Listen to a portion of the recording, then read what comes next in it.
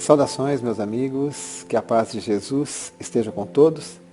Mais uma vez estamos aqui para o nosso bate-papo e eu convido a todos a elevar o pensamento em Deus, em Jesus, para que nós possamos fazer a nossa prece, implorando ao Mestre amado a sua presença nas nossas vidas, a sua presença nos nossos pensamentos e nas nossas atitudes, que possamos estar sempre atentos a todas as gotas de Evangelho que nós recebemos no nosso dia a dia, através do convívio com os nossos irmãos, e que possamos aplicar esse Evangelho em todas as nossas atitudes. Assim seja. Hoje nós vamos falar ainda do livro Em Torno do Mestre, do Vinícius, e o capítulo que nós vamos falar é Deus, Justiça e Evolução. Antes da gente começar, eu gostaria que nós falássemos sobre a expressão, sobre a palavra teoria. Todo mundo sabe o que é uma teoria? Conceitualmente, uma teoria é um conjunto de ideias corroboradas por lógica e fatos e que vão se complementando com o tempo.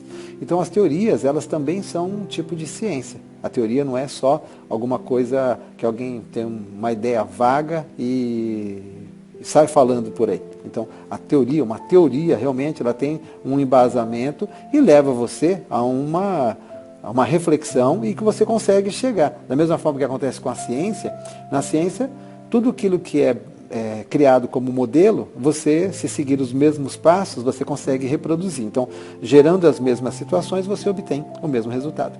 E aí, vamos analisar algumas coisas que nós já estudamos, que todos nós já tivemos contato, para a gente avaliar algumas teorias para chegar na Deus, evolução, justiça. Todos nós já ouvimos a história que Deus criou o homem a partir do barro. Você acredita que é falso ou que é verdadeiro isso? O homem realmente foi criado do barro? Tinha um pouco de barro lá, Deus soprou e aí surgiu o homem. Se nós formos analisar ao pé da letra, dificilmente Deus formaria o homem do barro. Mas Leon Denis, ele tem uma frase, dizem que é dele, já vi também comentários na internet que ninguém tem certeza absoluta que essa frase é dele, mas a frase diz o seguinte: a alma dorme na pedra, sonha no vegetal, agita-se no animal e acorda no homem. Se a alma dorme na pedra, então provavelmente Deus criou o homem do barro, realmente.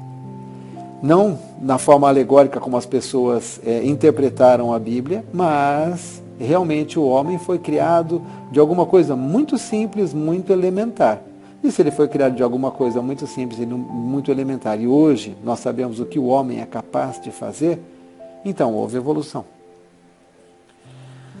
Darwin criou a teoria da evolução das espécies. Vocês acham que é falso ou que é verdadeiro também?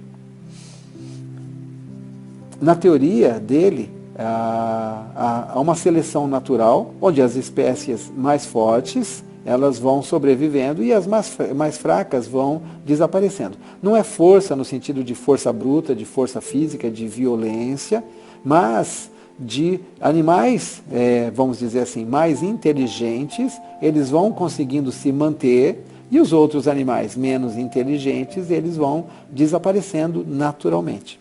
Alguns biólogos, algumas pessoas dessas áreas de proteção ambiental, proteção animal, eles defendem a ideia de que todo tipo de vida existente no planeta, a partir do momento em que nós eliminamos, estamos causando algum tipo de desequilíbrio. Não sei dizer se isso é verdade ou não, mas analisando esse texto, a ideia, na verdade, a teoria do Darwin, a extinção de determinadas espécies, ela seria realmente uma coisa natural, mas desde que ela fosse realmente pelos processos naturais e não pelos processos predatórios, como acontece com o que o homem faz em virtude da sua natureza. Voltando à ideia da evolução, realmente as espécies elas estão sendo transformações das espécies anteriores, então materialmente elas realmente estão evoluindo. Aí fica uma duvidazinha. Será que o nosso primo mais distante realmente é um macaco? Será que ele é o nosso primo verdadeiro? Tem uma outra pessoa, que essa eu tenho certeza que vocês vão saber, que disse assim: todo efeito inteligente tem uma causa inteligente. O poder da causa inteligente está na razão da grandeza do efeito. Isso também é falso ou verdadeiro? Quem disse isso foi Allan Kardec, né? E é uma maneira que ele teve de nos descrever a lei de ação e reação e nos mostrar a grandeza de Deus, porque toda obra que nós vemos de Deus aqui na Terra, magnífica, perfeita, só pode ser uma inteligência realmente magnífica, perfeita para poder executar essa obra. Da mesma forma que nós nos admiramos de uma bela construção, de uma obra de arte, de uma bela música, de qualquer trabalho em que a pessoa atinge um nível de qualidade de excelência, nós nos admiramos. Então, imagine então quando nós olhamos o universo, a natureza, olhamos o nosso corpo, olhamos as leis que regem esse universo, a perfeição delas, né? Com certeza é uma obra de Deus. Então, ele é o ponto inicial, a origem de todas as coisas. E aí, todo efeito inteligente tem uma causa inteligente, então Deus, como ele não para nunca, ele está sempre atuando na natureza. Então ele está sempre criando, ele está sempre nos fornecendo recursos, ele está sempre, através das suas leis, nos ensinando aquilo que nós ainda não desenvolvemos, seja no campo moral, seja no campo material, mas ele está sempre nos fornecendo as condições, e essas condições elas nos são fornecidas de acordo com a velocidade com que nós também vamos assimilando as coisas. Existe uma coisa que a gente precisa pensar aí. Se as almas fossem criadas exatamente no momento em que o corpo é criado, e se depois, quando ela terminar o seu período aqui na Terra, essa alma simplesmente for para o vácuo, ela for para algum lugar onde ela vai ficar estacionada durante muito tempo, então significa que essa alma ela não vai evoluir, ela vai ficar estacionada. Qualquer coisa que envolva evolução tem que envolver algum tipo de movimento. Movimento mental, movimento físico, mas tem que envolver movimento. Então, se alguma coisa for para o plano espiritual e lá ficar estacionada, então não haverá evolução. E se não houver evolução, então Deus também não nos criou para que nós possamos crescer, desenvolver pelo nosso esforço. Deus estaria nos criando para passarmos um tempinho cada um diferente aqui na Terra, em condições adversas também, e depois irmos todos para o mesmo lugar e sermos julgados pelo aproveitamento ou não da oportunidade que nós tivemos, correto? E que seria uma coisa injusta também. Nós sabemos que Deus é justo e bom. Então, a única forma que nós temos de acreditar que realmente Deus existe e que Deus é justo e bom e que tudo que Ele faz é perfeito, é nós acreditarmos que Ele nos fez para evoluir. Deus nos criou, como disse o texto de Leon Denis, começando ali na pedra ou do barro, como foi descrito na Bíblia. Isso também é uma teoria, não é? Estamos analisando, são teorias, não existe um documento assinado por algum especialista aí dizendo que foi dessa forma. Mas é a teoria mais lógica, mais racional, mais aceitável para todos nós, né? Que utilizamos a nossa inteligência. Então, a única forma que nós temos de acreditar que um Deus realmente justo, bom, perfeito, onipotente, onisciente, onipresente, a única forma que teria de acreditar que esse ser é assim, é Ele nos dar oportunidades sempre iguais e oportunidades de construção e correção. Construção e correção. Então, construímos conhecimento, analisamos que a vida deve ser de uma determinada forma, seguimos aquela linha de raciocínio, observamos os resultados, aquilo que dá certo nós continuamos e aprimoramos, aquilo que não dá certo nós revemos e fazemos de uma forma diferente. Então, isso é evoluir. E aí, o Livro dos Espíritos, ele tem um capítulo que fala sobre a transmigração progressiva. Nesse capítulo tem a pergunta número 192. Transmigração é sair, né, de uma posição para outra posição. Você nunca ficar estacionado. Você sempre está mudando e progressiva, para frente. A pergunta 192 é a seguinte. Por uma conduta perfeita, podemos vencer já nesta vida todos os graus e tornar-nos espírito puro sem passar pelos intermediários? Seria possível numa vida nós conseguirmos isso? Resposta dos Espíritos: não, pois o que o homem julga perfeito está longe da perfeição. Há qualidades que ele desconhece e nem pode compreender. Pode ser tão perfeito quanto a sua natureza eterna o permita, mas esta não é a perfeição absoluta. Da mesma maneira que uma criança, por mais precoce que seja, deve passar pela juventude antes de chegar à maturidade, e um doente deve passar pela convalescença antes de recuperar a saúde. Além disso, o espírito deve adiantar-se em conhecimento e moralidade. E se ele não progrediu, senão num sentido, é necessário que o faça no outro, para chegar ao alto da escala. Entretanto, quanto mais o homem se adianta na vida presente, menos longas e penosas serão as provas seguintes. Então, é possível atingir numa única vida toda a evolução? Não é possível. Até porque nós não temos a menor ideia do que é essa evolução.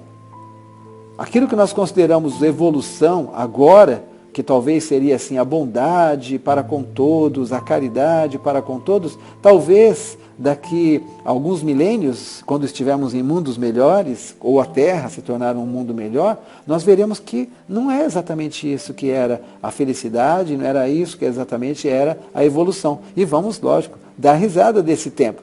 Como hoje, né, nós nos lembramos dos tempos da Idade da Pedra, nós nos lembramos dos tempos dos bárbaros e vemos as coisas que eram feitas e nós damos risada daquilo que consideravam como coisas importantes, os duelos e tantas coisas que hoje nós sabemos que não tem a menor finalidade, a menor necessidade de acontecer. Agora, por outro lado, mais uma vez provando que a justiça de Deus é perfeita e que Ele é todo amor e bondade, nada nos impede de acelerar o nosso processo de evolução. Nada nos impede de nos libertarmos completamente dos vícios e dos maus hábitos que nós conhecemos, de cor e salteado, já sabemos, os nossos e principalmente daqueles que convivem conosco, dos nossos parentes, nossos amigos, nossos vizinhos, nossos colegas de religião, né? Então, nada nos impede de nós acelerarmos esse processo e ainda por cima, fazermos com que esse processo seja um processo com menos situações problemáticas, com menos dores para que nós possamos passar e sofrer. Então, é possível, pelo nosso esforço, atingirmos isso aí de maneira mais rápida. No Livro dos Espíritos, no capítulo 8, ele trata sobre a lei do progresso. E a lei, tudo aquilo que nós falamos de Deus e que nós dizemos que é uma lei, nenhum de nós consegue fugir. Toda lei emanada de Deus, nós estamos vinculados a ela e não adianta nós lutarmos contra. Lutar contra as leis de Deus é simplesmente atrair condições ruins, negativas para nós, porque ela não é como o juiz terreno que depende de alguém abrir um inquérito, alguém fazer uma queixa, um policial, um oficial de justiça detectar que realmente você fez alguma coisa errada e você comparecer perante o juiz para ir a ser analisadas as provas a favor e contra. Então, é todo um processo que nós temos na lei humana. Mas na lei divina, essas leis elas são constantes. As leis da física, né, que nós conhecemos, que todas elas são leis divinas, embora deem o nome de lei da física, elas não deixam de atuar em momento algum.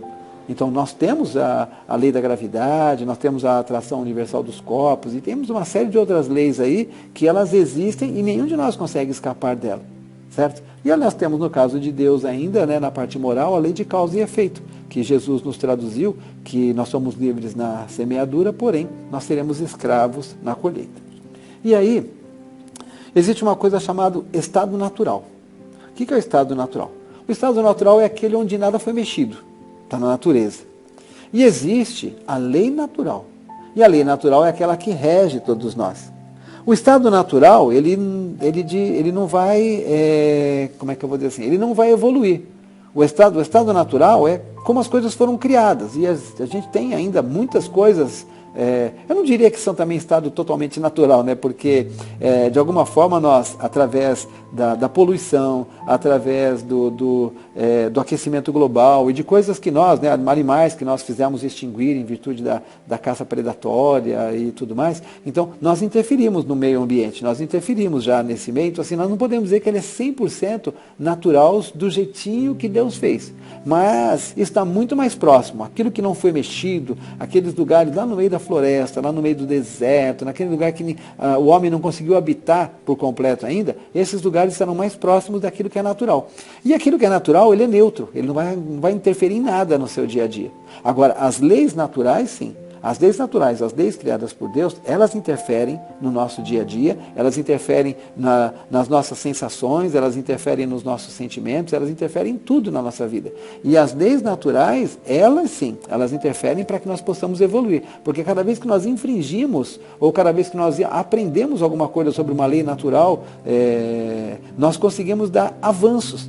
Então a lei da gravidade é uma lei natural.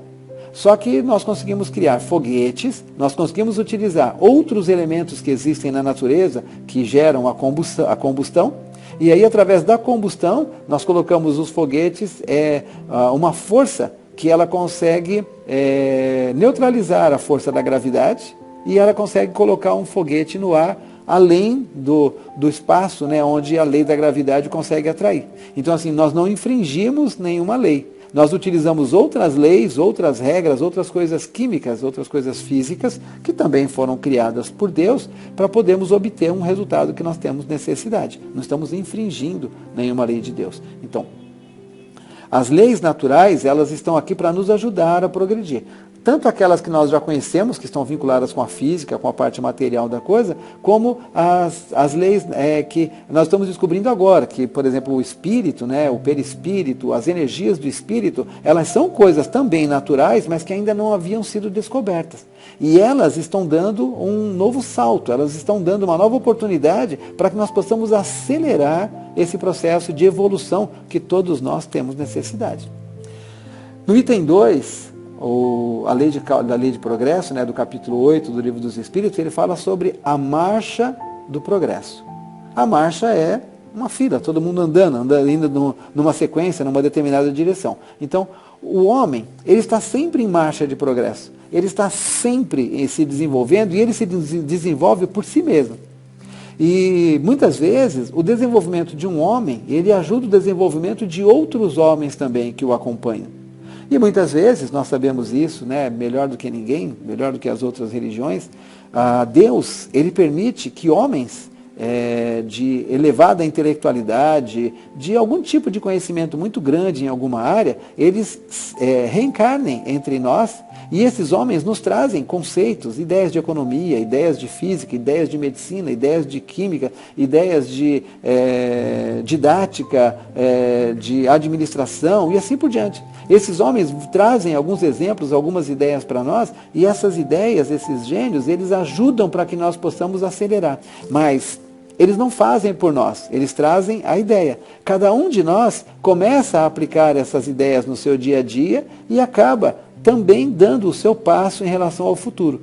Talvez não tão rápido quanto aquele missionário, mas também estamos sempre caminhando para frente. Nunca nós paramos, nunca nós ficamos para trás. Nós estamos sempre, por mínimo que seja, mesmo que seja 1 milímetro, né? Só o fato de nós estarmos observando alguém, só o fato de nós estarmos analisando uma situação que talvez até não entendamos, nós já estamos aprendendo.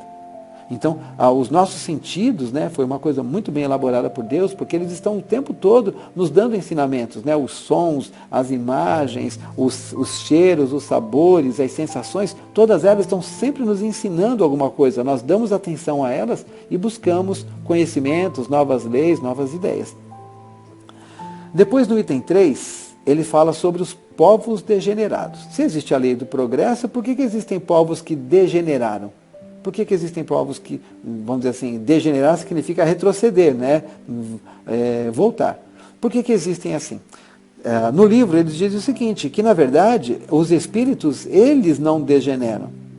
Os espíritos, nós sempre vamos progredir, mas automaticamente quando nós progredimos, nós damos entrada em outros ambientes, em outros níveis, em outras escalas, em outros mundos, em outras situações.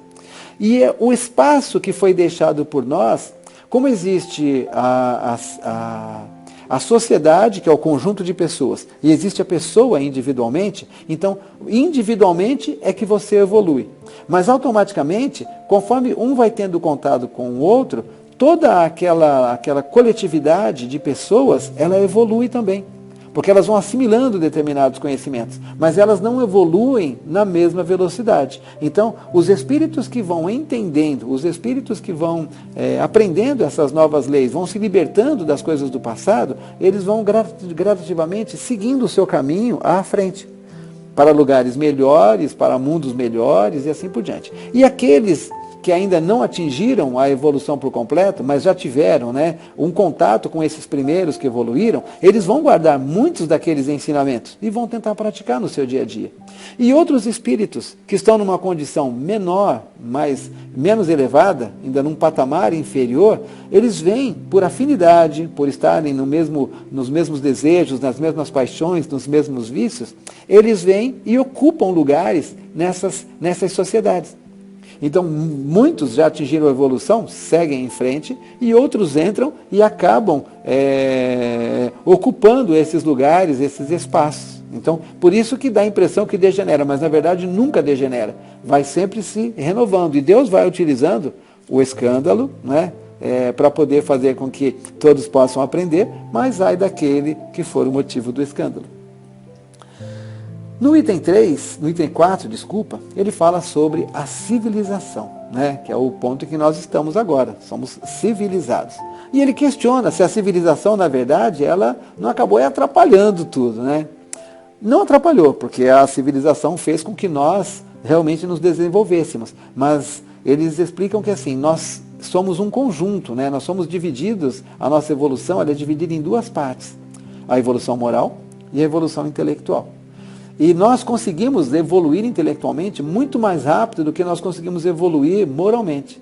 A evolução intelectual, ela não exige tanto da convivência, da paciência, da tolerância, da caridade, do amor ao próximo, da indulgência.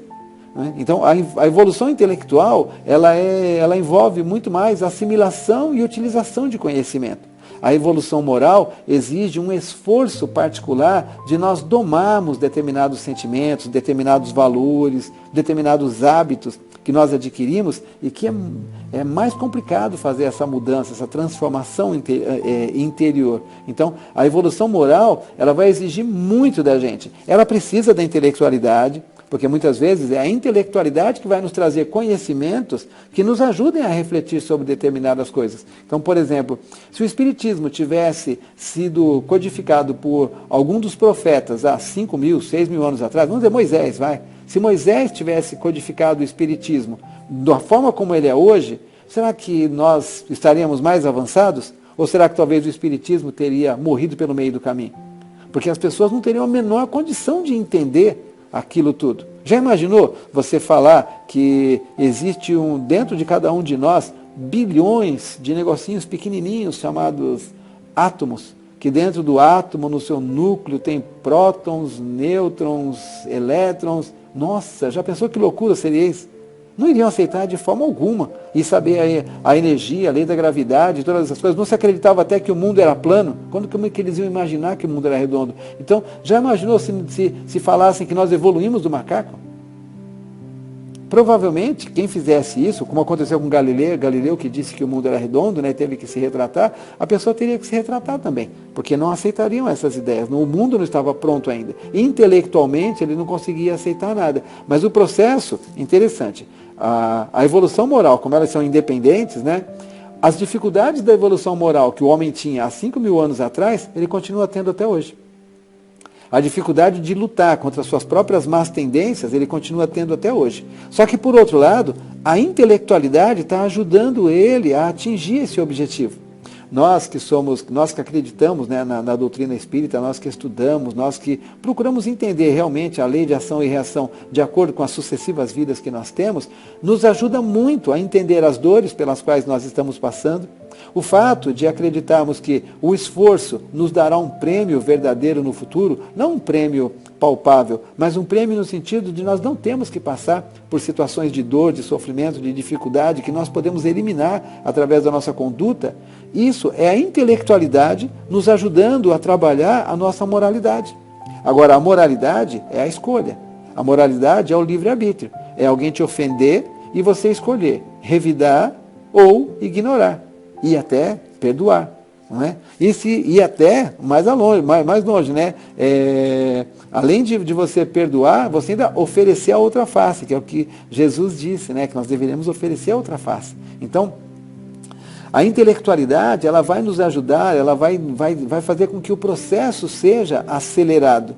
mas ela sempre vai esbarrar na nossa vontade, na nossa moralidade. Então, se nós nos esforçarmos para adquirir o conhecimento, e se nós nos esforçarmos para aplicar o conhecimento, aplicar conhecimento significa realmente aprender.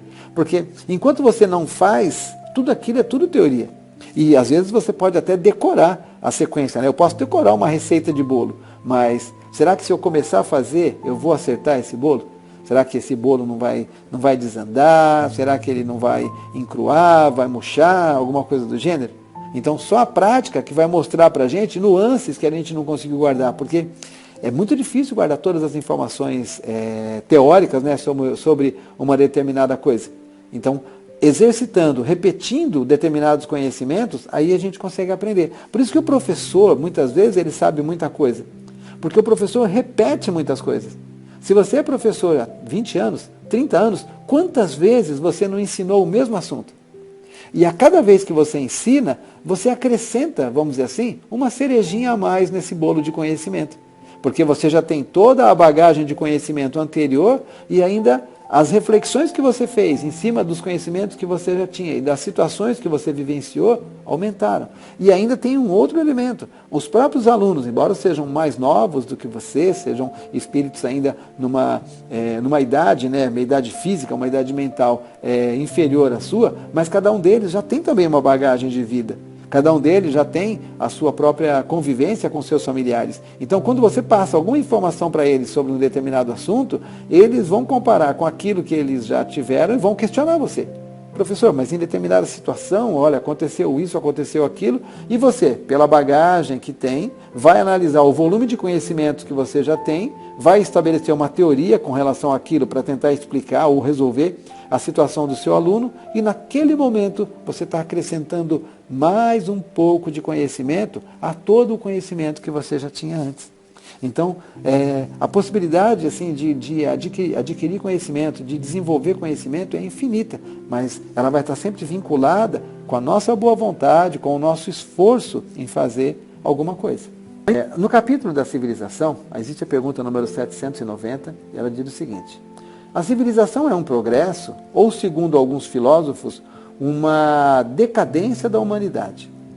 Os espíritos responderam: progresso incompleto, pois o homem não passa subitamente da infância à maturidade. Isso resume tudo aquilo que eu havia dito para vocês. Só que, como sempre, né, eu falo demais e o livro dos Espíritos é bem sintetizado, né, porque são pessoas muito inteligentes que transmitiram a informação para as médiuns que trabalharam com Kardec.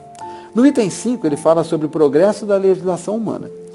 Eu acho que todos nós somos testemunhas, todos nós podemos corroborar que realmente a legislação humana ela é muito melhor hoje do que ela era há 500 anos atrás, do que ela era há 1000, há 2000, há 3000 anos atrás.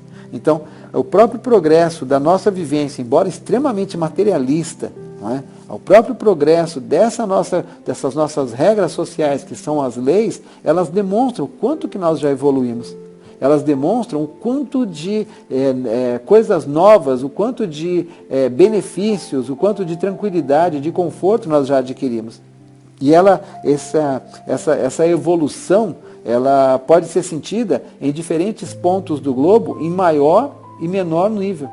Então nós sabemos que há países no mundo onde eu conheci um amigo, né, ele já não tenho mais contato com ele, mas ele contou a história de um parente dele que ele é um sacerdote de uma religião, não sei qual, e ele foi direcionado para o Canadá, para aquelas missões que algumas religiões mandam às pessoas. E nessa missão que ele foi para lá, ele às vezes não tinha o dinheiro suficiente que ele precisava para sobreviver. Então ele colocava uma banquinha com maçãs, uma balança e uma latinha com moedas na frente da igreja. As pessoas passavam, compravam a maçã, pesavam a maçã, colocavam o valor da maçã dentro do pote e retiravam o troco. E ninguém nunca roubou ele, nunca tiraram nada. Então assim, são espíritos mais evoluídos? Só poderíamos saber se são espíritos mais evoluídos se trocássemos de lugar.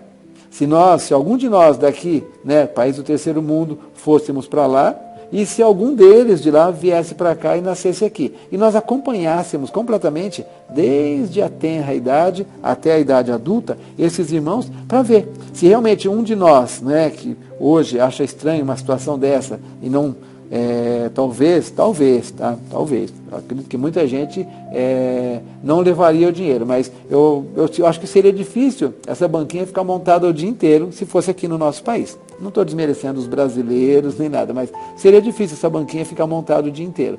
Agora, por outro lado, um de nós, né, que estamos vivendo num mundo desse daqui, ou talvez um da mesma situação, um que pegaria essas moedas. Pegar um irmão, ele foi lá, olhou, ninguém está vendo, ele pegou aquela latinha das moedas e saiu correndo. Esse mesmo irmão, se ele nascesse no Canadá, desde pequenininho, convivendo com pessoas que fazem a coisa certa, será que ele também, no momento em que ele se deparasse com essa banquinha, com as maçãs e o dinheiro e a balança, será que ele roubaria o dinheiro? Só teria um jeito, né? Teria que nascer essas pessoas, né? Uma de lá nascer aqui e uma daqui nascer lá para poder fazer um experimento realmente científico para ver se realmente não é o que estão dizendo aqui, que o progresso de uma pessoa puxa o progresso da outra pessoa, porque por convivência você vai aprendendo. Eu me lembro também de um caso que era o do metrô, que as pessoas, houve um tempo em que os trens, não os trens do metrô, mas os trens metropolitanos, eles andavam com as portas abertas, as pessoas chegavam até a surfar em cima do trem, né, surfista do trem, pendurado na janela, e depois eles pararam. Hoje não acontece mais isso. E o trem, ele era assim, totalmente abandonado, despedaçado, vamos dizer assim. Não são vidros, né, é de acrílico aquelas janelas, então o pessoal pegava ferramentas, pregos, alguma coisa assim pontiaguda, e riscava, era totalmente depredado. Essa mesma pessoa, ela saía do trem e ela entrava no metrô. E quando ela entrava no metrô, o metrô não tinha isso. O metrô era organizado, era limpo, não tinha papel de bala, não tinha nada dessas sujeiras, e eram as mesmas pessoas. Mas a diferença era o ambiente. Ele entrava num ambiente onde as coisas estavam limpas, elas estavam conservadas, e que alguém, mesmo que ele bagunçasse um pouco, a hora que ele descesse do trem, as pessoas lá no terminal, elas faziam uma nova faxina e deixavam o trem limpinho de novo. Então, ele pegava outra vez limpo. Então, água mole em pedra dura, né? Tanto bate que a pedra fura. E aí, por último, desse mesmo capítulo ainda da Lei do Progresso, ele fala da influência do Espiritismo no progresso. Acho que tudo isso que eu falei para vocês até agora demonstra isso, né? A importância do Espiritismo nesse progresso. Eu acho que nós, que somos estudiosos do Espiritismo, eu não diria que nós somos ainda espíritas, né, ao pé da letra, embora na concepção de Kardec, eu reconheço-se o verdadeiro espírita pelo seu esforço em domar as suas más tendências, as suas más paixões, os seus vícios, né? Então, eu acredito que dentro desse aspecto, todos nós estamos lutando para realmente podar, para dominar esses vícios que nós ainda trazemos conosco, né? Mas, de qualquer forma, o Espiritismo ele pode auxiliar, porque ele faz justamente o que é necessário, ele trabalha a pessoa. O Espiritismo deixa bem claro que nenhum de nós é responsável pelo outro, nós só somos responsáveis por nós. O Espiritismo deixa claro para nós todos os ensinamentos que Jesus deixou, eles são, é possível que nós consigamos também exemplificar no nosso dia a dia, que nós podemos também exercitar, basta nós termos o desejo de não revidar o mal com o mal, de seguirmos a regra áurea do jeito que Jesus colocou, faça aos outros somente aquilo que você gostaria que os outros te fizessem. Então, nós temos a ferramenta, não é, necessária, que é o nosso corpo físico, a nossa oportunidade encarnado.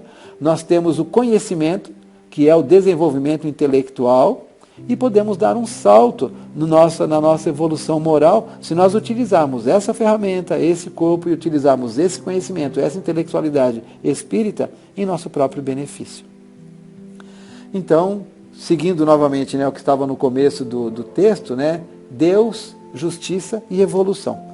Eu acho que não há como a gente contestar que tudo isso é obra de Deus e que demonstra, através de todas essas oportunidades, através da meritocracia, que é onde cada um consegue evoluir de acordo com o seu próprio esforço e não não obriga ninguém a estar atrelado à evolução daqueles que estão próximos dele. Nós somos independentes, né? Podemos tanto disparar quanto estacionar por conta própria, mas estamos ali assim, nós temos todas as condições necessárias para que nós possamos atingir a nossa evolução. Então, Deus, justiça e evolução é a base realmente de tudo aquilo que existe no universo. E nós estamos inseridos nesta base e estamos com a nossa setinha de direção apontada para cima. Não é? Nós não estamos apontados para baixo, estamos apontados para cima. Nós fomos criados, não somos perfeitos, mas eu adoro essa palavra, nós somos perfectíveis. É tão bom saber que um dia realmente nós vamos aprender a olhar para a humanidade e não importa o que ela fizer, nós vamos falar: Pai, perdoai-os porque não sabem o que fazem. Hoje nós temos que falar: Pai, nos perdoe, porque nós não sabemos o que... Aliás, nós sabemos, mas não fazemos, né? Seria mais honesto. Gente, que a paz de Jesus esteja com todos.